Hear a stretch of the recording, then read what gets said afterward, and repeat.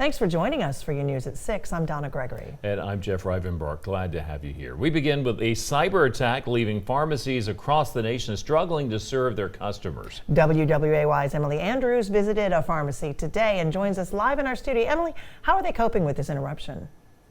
Donna, Jeff, I spoke with Hickmans-Pharmacy here in Leland. Pharmacy manager Wesley-Hickman says luckily he has had little trouble when it comes to filling prescriptions for patients here locally. But he recognizes the toll this is taking on pharmacies in other parts of the country.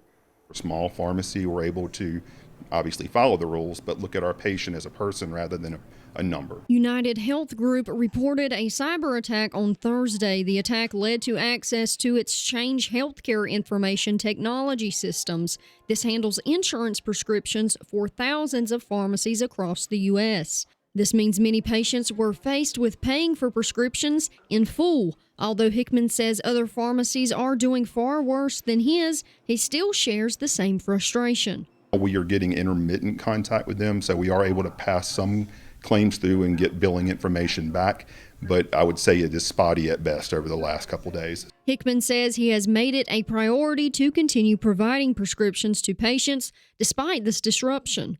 One Brunswick County woman says she has yet to feel the ripple of this cybersecurity breach, but fears the position she and her husband would find themselves in if something did happen.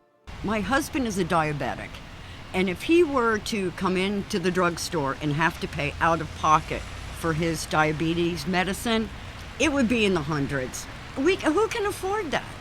I don't understand. Kashner says she's going to hope to remain unaffected until the problem is resolved.